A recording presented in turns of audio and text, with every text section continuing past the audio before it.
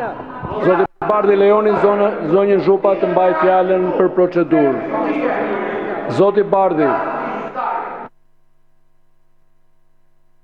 Zoti Ministër, turp të vi ty që sot këtu po bën avokatin e një vrasësi, turp të vi ty që si zëvendës ministër i brendshëm nuk i e përgjigjur thirrjes për ndihmë që të kanë bërë Këshilli i Lartë i Gjyqësorit. Turp të vi ty që sot nuk mban përgjegjësi bashkë me kolegën tënde për vrasje në sallën e gjyqit të një gjyqtari që jepte vendim në emër të Republikës së Shqipërisë. Një gjyqtar që po ushtronte funksionin atje. Kur policia e shtetit thotë që nuk kam kapacitet për të mbrojtur një gjyqtar dhe për të mbrojtur njerëzit e drejtësisë, çfarë kapaciteti keni ju për të siguruar jetën e qytetarëve shqiptar? Çfarë garancie duhet kemi ne te kjo qeveri, te ju si ish zëvendës ministri i brendshëm dhe sot i promovuar pikërisht për këto dështime, pikërisht për mos përgjegjshmëri ndaj qytetarëve shqiptar?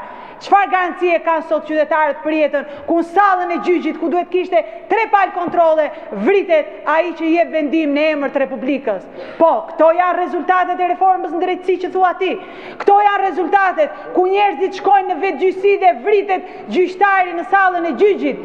Këto nuk janë rezultatet e reformës në drejtësi. Këto janë rezultatet e keq qeverisjes tuaj. Janë rezultatet e një qeverie që nuk i çon policët që të mbrojnë shtetin, po i bën vegla, mash për interesat tuaja politike.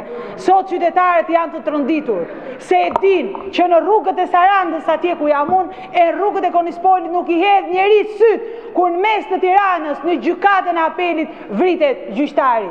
E pra, ne 1 minutë heshtje mund ta mbajmë dhe duhet ta mbajmë në respekt të tij, por nuk do të thotë që ky kuvend duhet heshti.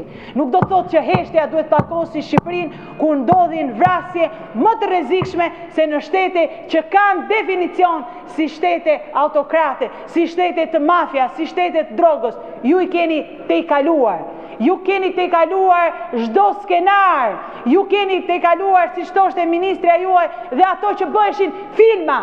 Sepse Shqipëria sot është në një realitet ku nuk ofron siguri. Dhe ju të dy, ministri i brendshëm dhe ministrja e drejtësisë, apo siç jeni ministri dhe ministrja, të dy që jeni nuk është fare për të qeshur, se në fakt jeni skandalos në qëndrimet që mbani dhe në përgjegjësinë që duhet keni para shqiptarëve. Kuvendi duhet flasi për sigurinë, kuvendi duhet flasi për jetën e njerëzve, kuvendi duhet mbaj qëndrim për këtë ngjarje dhe ju që të dy, ti dhe si ish zëvendës ministri i brendshëm dhe zonja ministre, të dy duhet ikni, të jepni dorëheqjen dhe ky kuvend të ketë mundësi të diskutojë, të marrë masa që nga siguria e deri tek ajo pseudo reforma në drejtësi. Shumë faleminderit. Faleminderit. Zoti Balla ka kërkuar fjalën.